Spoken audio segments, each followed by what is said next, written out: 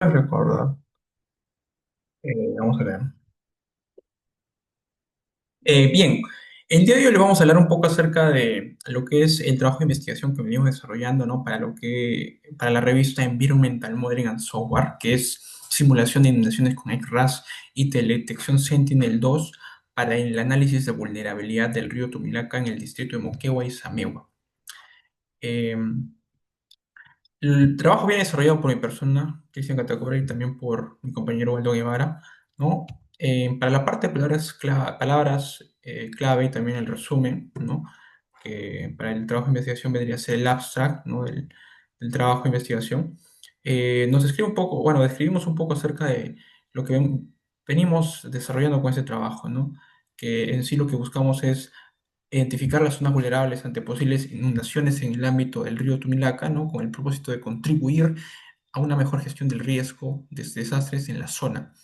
Para lo cual hemos utilizado el software ECRAS para la modelación hidráulica y también hemos complementado con otras herramientas SIG y también extensiones que van muy de la mano con el programa, ¿no? Y nos permite tener más opciones para poder trabajar con la información. Y también hemos trabajado con lo que son imágenes satelitales, ¿no? Modelos de elevación digital que fueron proporcionados, ¿no? Por el Sentinel-2, que nos permite nosotros tener información precisa de los suelos y la delimitación de zonas susceptibles a inundación.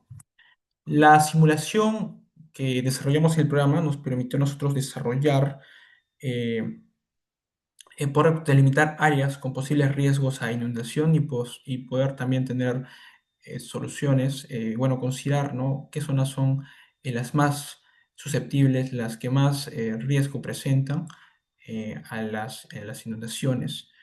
Y finalmente podemos nosotros destacar de que la integración de la modelación hidráulica con la teledetección proporciona una herramienta eficaz o viene a ser una combinación que nos permite tener un resultado muy propicio, un resultado adecuado para poder tener soluciones muy adecuadas para, en este caso, el problema de las inundaciones. Unas palabras, bueno, las palabras clave que hemos considerado son el RAS, teledetección, y Sentinel, inundaciones y el río Tumilaca. Bien, en la parte de introducción lo hemos dividido por problemática, por justificación, antecedentes, objetivos, ¿no? En este caso, la problemática de la zona de Moquegua viene presentándose por los desbordes del río Tumilaca en épocas de estiaje, lo cual produce inundaciones en zonas aledañas, los cuales hay personas que viven en esas zonas, no hay población y también hay zona agrícola, lo cual también es una de las actividades económicas de la región de Moquegua, ¿no? Pero en este caso, como hemos analizado únicamente el distrito, vamos a trabajar con lo que es el distrito de Moquegua y Samewa, ¿no? En donde básicamente se desarrolla el río Tumilaca. Primero empieza con lo que es el río Tumilaca, luego pasa a formar otro río que sería el río Moquegua. Y aquí tenemos que hay factores que influyen para que para que se produzcan este tipo de desastres en las zonas altas, ¿no? Una de las cuales vendría a ser lo que es la planificación no urbana que no ha sido como que muy adecuada para la zona. También los problemas de deforestación y demás, ¿no? Lo que hace que las inundaciones vengan a ser un riesgo mucho mayor, ¿no? Durante las épocas de enero y febrero y marzo. Y nos da un poco acerca también de datos del río Tumilaca, ¿no? Sacados de fuentes bibliográficas, las cuales también están respectivamente citadas. Luego tenemos la justificación de lo que la modelación hidráulica puede llegar a hacer y lo que nos puede facilitar, ¿no? Un modelo hidráulico que nos permite a nosotros identificar zonas vulnerables y poder tener un plan de riesgos, ¿no? Un plan de gestión de riesgos para evitar problemas, para poder prevenir, para poder delimitar zonas, para poder plantear defensas ribereñas, infraestructura que pueda frenar o en sí pueda reducir el riesgo en el distrito de Moquegua y Samewa, ¿no?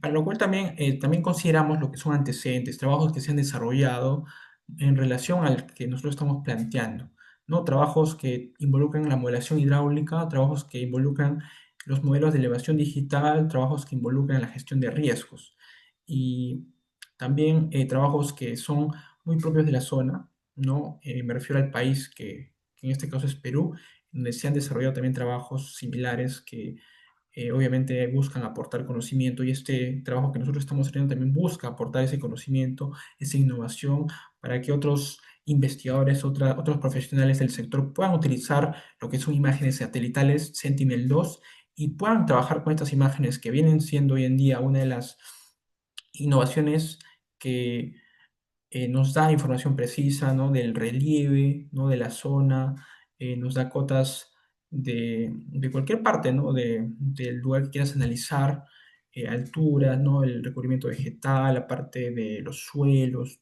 todo lo necesario que se pueda requerir para poder generar un modelo hidráulico. En este caso, poder plantearnos, ¿no? Un trabajo que se ha desarrollado en la zona vulnerable, ¿no? Y poder así trabajar con esta información.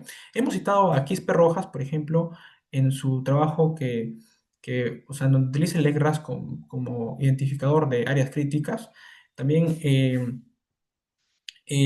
a Morales, ¿no? Que plantea lo que son defensas ribereñas, que viene a ser ya infraestructura hidráulica, y también Guamán, que también analiza lo que son los diferentes periodos de retorno, ¿no?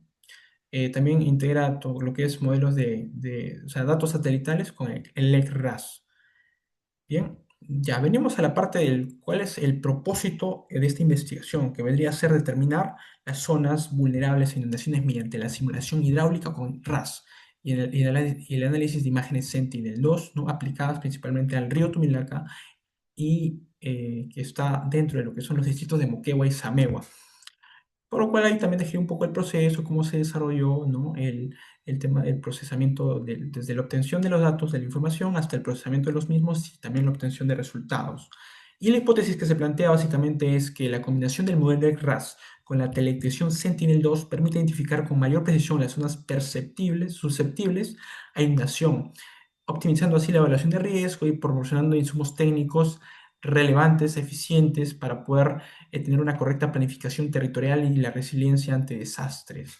Lo que buscamos es poder con este trabajo de investigación, con esta innovación, con esta integración de lo que son modelos de elevación digital junto con un modelo hidráulico, bueno, un modelo con el ECRAS, ¿no? Un modelo de básicamente el comportamiento del afluente del río, ¿no? En épocas de estiaje, cuál es el impacto que se tiene y así poder delimitar ciertas zonas que son susceptibles a ser muy propensas a ser dañadas, ¿no? Y así poder plantear diferentes estructuras hidráulicas que hagan frente y sean muy favorables a que el río no afecte demasiado a estas zonas.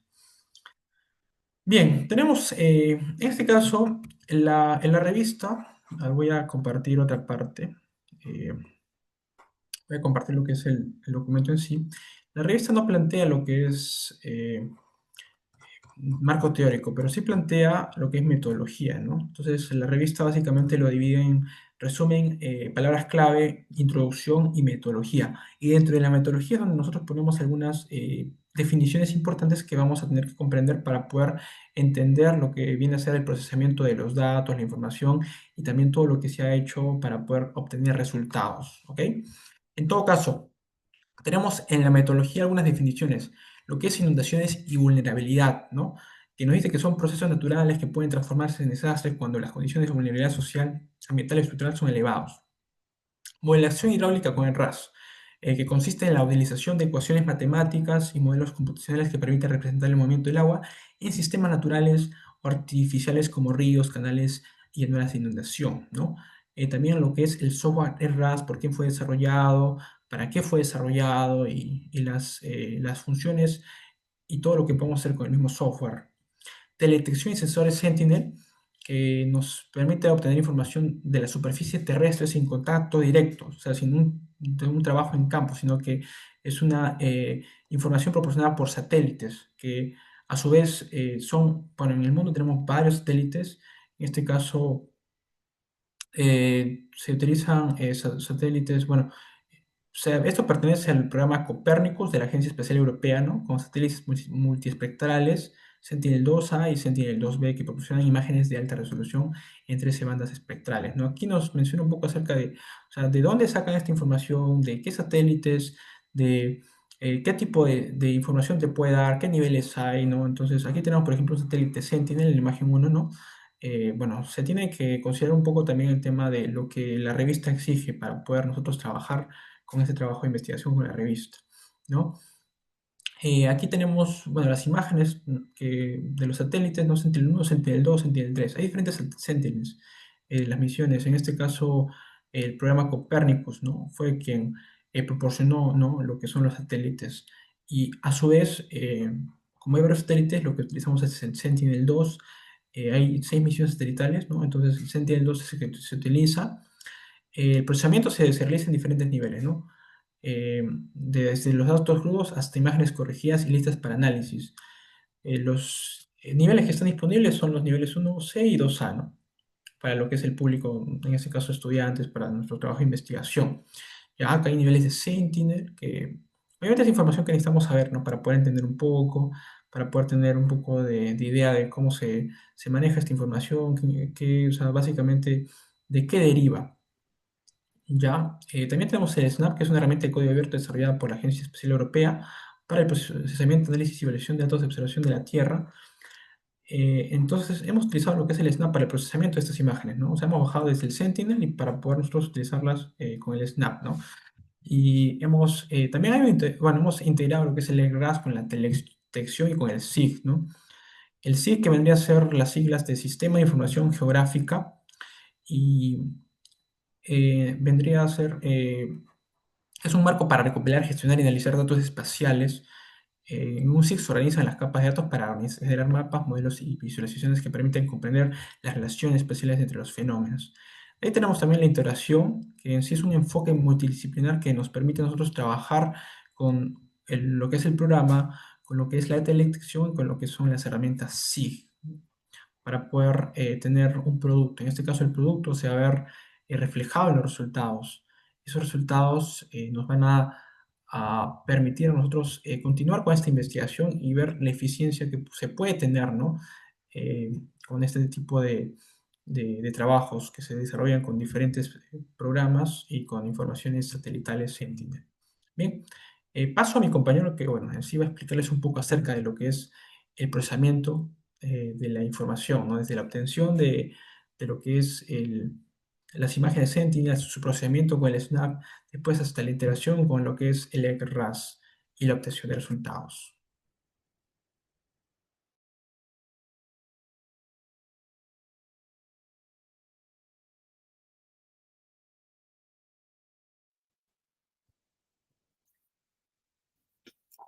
Bien, ingeniero, buenas noches. Continuando con esta exposición, entramos a la parte de la metodología, la cual entendemos acá cómo decir las imágenes o datos con los que vamos a empezar el procesamiento, ¿no? Para esto notamos que primero vemos que tenemos dos opciones. En sí, como en el marco teórico podemos ver, existen varios tipos de emisiones, por tanto, imágenes satelitales, en las cuales nosotros, por la precisión y por el tema de ver las inundaciones que son masas de agua, escogemos, bueno, la parte de Sentinel, imágenes Sentinel-2, A o B, ¿no? Las cuales son imágenes ya procesadas y corregidas en cierta forma de la Sentinel-1. Por ello, el uso de estas, ¿no? Para esto, sabemos que existen otro tipo de imágenes como a los Pulsar, ASF, donde encontramos que resoluciones van desde 15 hacia arriba, ¿no? Hasta de 12 metros. Y en este caso encontramos que la resolución utilizada va a ser de 10 metros. También hay de 20 y de 60, pero por ese margen de 2 metros vamos a utilizar el Sentinel 2A y 2B.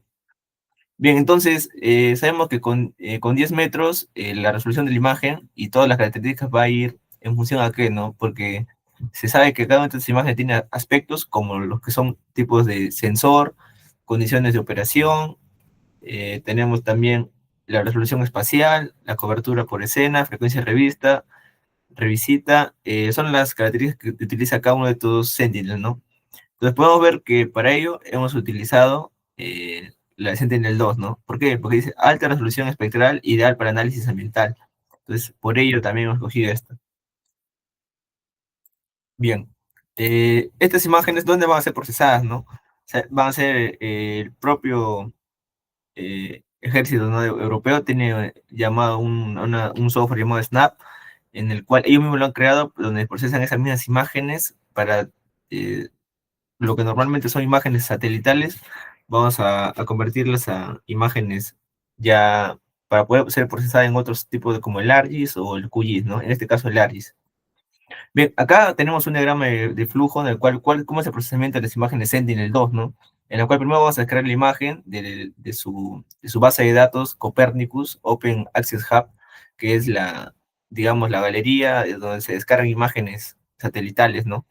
Donde tiene una descripción muy particular, ¿no? Que es como la que se muestra aquí, que la Sentinel-2 empieza con S2A, la Sentinel-1 empieza S1A. Posteriormente ya son la codificación de cada una de estas según el tiempo, día, eh, las, las características de satélite y al final su extensión que es punto .safe, ¿no? Para que sea procesado en el ARGIS debe tener otra extensión. Después de ello, entramos sabemos que dentro del software Snap tenemos que usar la función Raster Geometry Resampling para poder reducir, ¿no? Para poder encontrar imágenes, cómo en sí está representada esta imagen en el Snap, en la vida real, ¿no? Y ver si es la que corresponde dentro de nuestro lugar de estudio. Junto con ello vemos que esta imagen es espesa, ¿no? Es grande, entonces por ello utilizamos la imagen en software recorte de imágenes para únicamente utilizar, ¿no? La parte que es la cuenca o el río en la zona utilizada. Después de ello, como sabemos que es una imagen Sentinel-2, no se tiene que hacer un tipo de corrección, digamos, más minuciosa, ¿no? Esta parte ya se exonera y pasamos directamente al File Export GeoTIFF, que es la extensión que sí no nos acepta el ARMAG, por ende el ARGIS, ¿no? Para poder pasar el procesamiento. Bueno, sabemos que en este tipo de imágenes directamente ya son procesadas, ¿no? Y se puede integrar directamente al ARGIS. Y para esto de acá, integrado en el ARGIS, se inicia un nuevo proceso, digamos, de estas imágenes, ¿no? Entonces vemos que hasta este punto de aquí vamos a ir haciendo la homologación con el software, ¿no? Bien, pues se puede ver aquí que en el Snap es la imagen satelital que hemos descargado del Copernicus, donde la imagen inicial era un triángulo que se dirigía hasta la parte superior, en la cual abarcaba territorio que no era interviniente, ¿no? De la cuenca que vamos a evaluar, el tramo de la cuenca. Entonces, por ello se exoneró y se hizo ese recorte, ¿no? Como el diagrama de flujo mostré, el resampling, para poder cortar ese triángulo de la parte de arriba y únicamente quedarnos con este tipo de trapecio. Este trapecio fue ya más accesible y menos pesado en el procesar, debido a que estas imágenes son de mayor resolución que unas normales que encontramos en los Pulsar, ¿no? Digamos, con menos resolución. Y esto se denota en las bandas, ¿no? Que sabemos que según las bandas aumentan según el requerimiento que cada uno quiera, ¿no? Nosotros sabemos que las bandas A y B son las principales que denotan este tipo de relevancia, ¿no? En el trabajo, porque vemos la resolución tanto en las cuotas y en las masas tanto vegetales y de inundación que se va a evaluar. Bien, entonces con este trapecio ya se hizo más fácil, ¿no? El diagrama del flujo para exportarlo al ARGIS. Bien, esa fue la parte del único procesamiento desarrollado en el Snap. Luego a ello continuamos, ¿no? Con la parte de la, de procesamiento en ARGIS. Acá en ARGIS se tiene acá un diagrama de flujo previo donde sabemos que el River son donde primero vamos a ubicar la señalización de la ribera, ¿no? El río por el cual nosotros vamos a evaluar. Posterior a ello, los banks, que son las bandas, tanto de derecha e izquierda, digamos, en el caso de un río, que van a delimitar, son como sus laterales, ¿no? Si hasta esos límites o rangos podrían estar el río y su inundación. Vemos aquí que en las secciones, después de ello usamos las secciones transversales 2D, tanto también como 3D, que son para poder generar las los tramos a cada cuánto se va a hacer, digamos, el estudio, ¿no? En este caso, vamos a ver que se pudo desarrollar cada 500 metros, progresivamente estamos hablando de 750 y a 1000 metros para ver en cuál de estos era el más idóneo, ¿no? Porque sabemos que si estos dos se intersecan, no generaría un buen modelamiento, ¿no? Después de ello, lo generamos con ya funciones del GeoRAS, que son extensiones del ArcGIS, poder, estas funciones de acá, ¿no? A partir de las secciones hasta el FlowPaths, ya son netamente de esa extensión. Ese es el grama inicial. Bien, acá podemos ver que en las definiciones, como mencioné, primero se colocó, ¿no? Se generó la ribera, o sea, este río, como se ve en color celeste, ¿no? Entonces, acá se puede ver que, que se generó ese tipo de río. Entonces, posterior a ello, se hizo, pues, ¿no? Los banks, que eran los dos laterales, que a la par vamos a ir viéndolo en el ARIS, ¿no? A ver.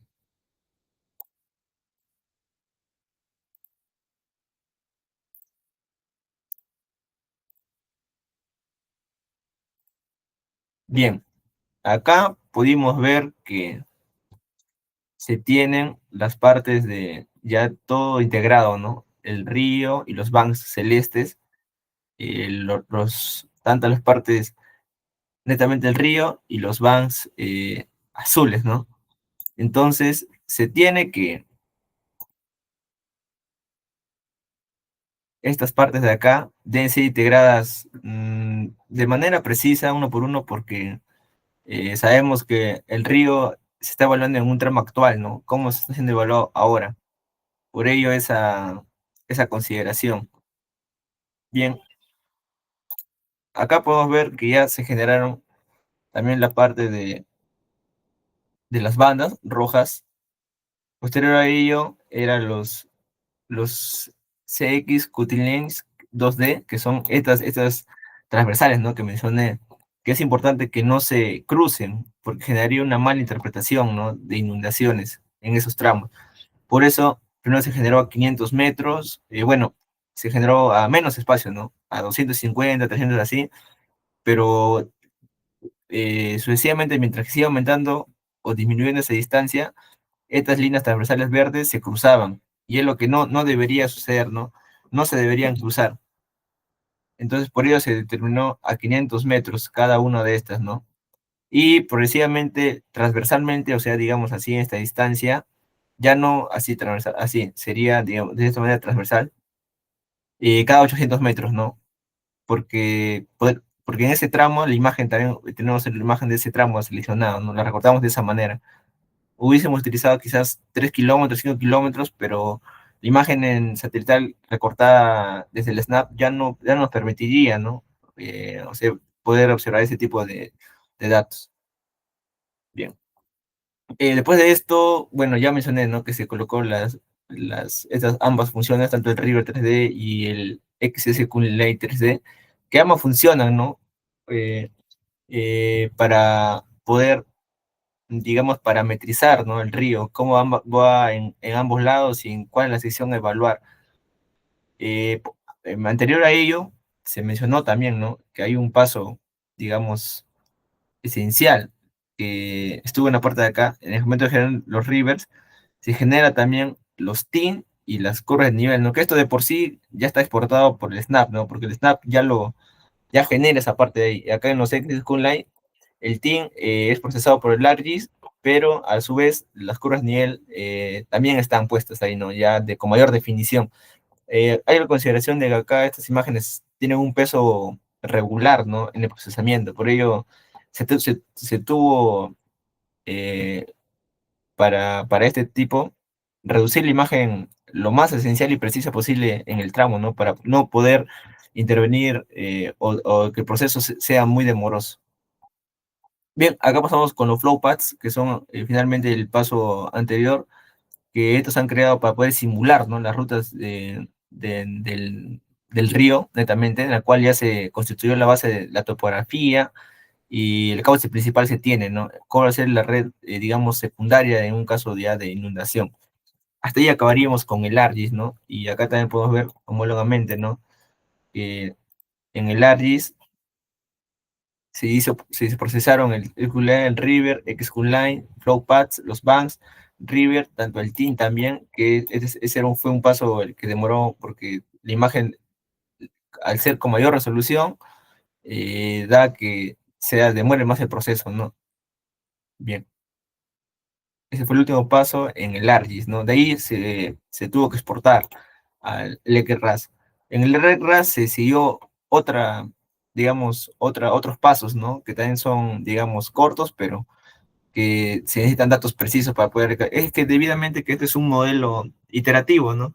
Eh, porque se coloca un caudal, digamos, grande o de un caudal en el cual el marco de artículo se denotó, ¿no? Que fue en un tiempo crítico, una fecha crítica, y también a estudios anteriores, ¿no? Esto es lo práctico, digamos, ¿no? Porque solo se tendrá que ingresar la pendiente, el caudal, el número de Manning, tres datos para poder, como mencioné, simulaciones hidráulicas iterativas, ¿no? Se podría aumentar el caudal, el número de Manning es algo más constante, pero el caudal se podría aumentar y esto generaría simulaciones mayores, ¿no? Entonces, esto es lo importante de este estudio, generar simulaciones en base a caudales críticos. Bueno, pasando a la ley de RAS, los pasos era importar, ¿no? Propiamente todos estos datos hasta donde llegamos a esta imagen se envió a lake RAS, donde se definió la geometría hidráulica y se asignó las condiciones, como mencioné, ¿no? El caudal, pendiente y número de Manning. Únicamente estos tres datos, ¿no? Que fueron los esenciales para poder hacer la simulación. Bien, acá vemos cómo ha sido exportado las características anteriores, ¿no? Tanto los longitudinales, transversales, el river, la ruta de flujo, y acá en el ARGIS, se creó la carpeta, ¿no? Propiamente, y se fueron integrando datos esenciales, ¿no? Principalmente la dirección. Se tiene que tener bien claro por dónde va el sentido de flujo, ¿no? Sabemos que va de la parte, bueno, en este caso la imagen, de derecha hacia izquierda, o de la parte superior a la parte inferior, y se designó, ¿no? Ese sentido del cauce. Ya teniendo esto exportado netamente del ARGIS, acá se integra primero la parte del volumen, ¿no? O antes de ello, el número de Manning, para ver la velocidad con la cual esta transcurre. Entonces podemos ver que en base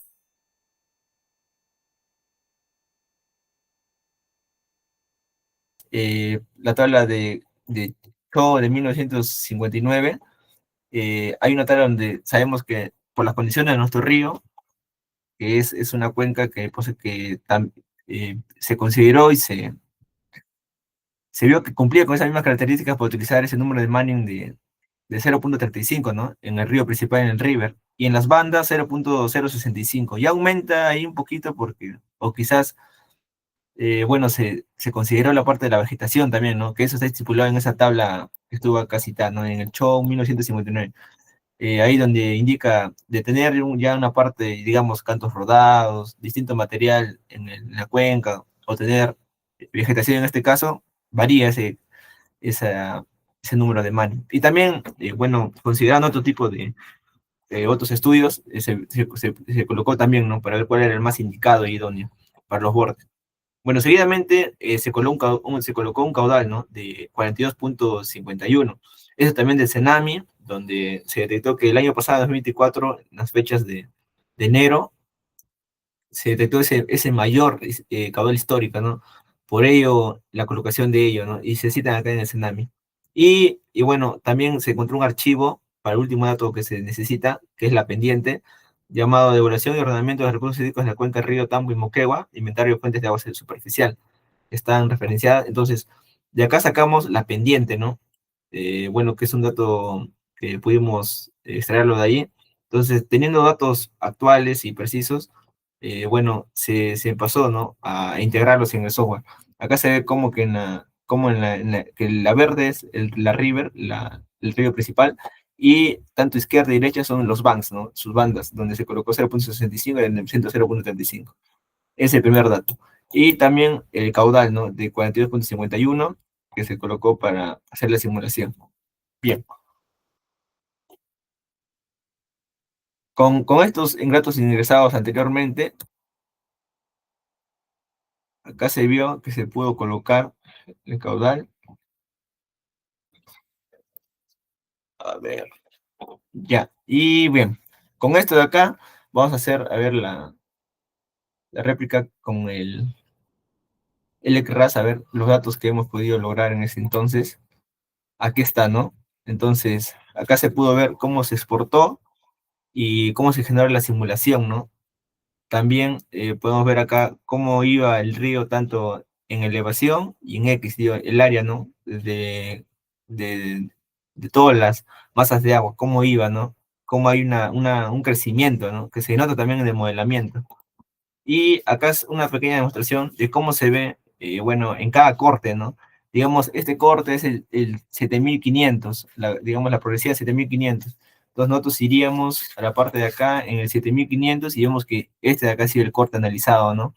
Entonces en este corte se puede notar que el river, estos son los bands, pero el river yo estaba por el centro, no por el medio. Entonces significa que desde ese centro a los extremos, esta ha sido la simulación de inundación, lo cual ese corte se puede ver más preciso aquí, ¿no? Entonces sabemos que las líneas transversales las hicimos a 800, 850 metros. Entonces acá cumplen, ¿no? 850 metros y también la elevación propia de cada zona. Sabemos que acá estaba a 1500 aproximadamente, ¿no? En esos tramos.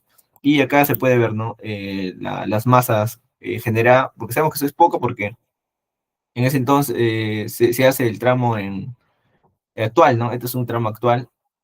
Ujú. Entonces, con esto se determinaría únicamente la parte de masa actual de agua, ¿no?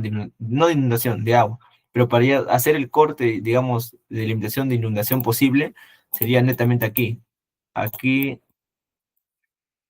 donde se tiene el cálculo, se hizo tanto para derecha y para izquierda, o sea, desde esta parte de acá hasta la parte de aquí de cada tramo, ¿no? Para ver cuánto ha sido la inundación, lo cual se hicieron por tablas netamente, uno por uno, y es lo que se aprecia, ¿no? En la parte de los resultados, aquí. Entonces, acá se hizo, bueno, uno por uno, estos son los cortes, las progresivas a cada uno.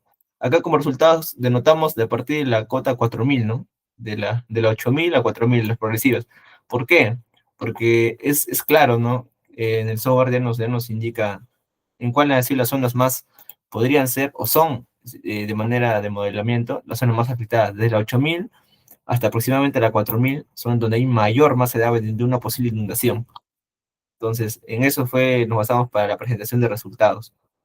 Bien, acá puedo enfrentar las capturas de la presentación. Ya, y acá se tienen los resultados netamente, ¿no?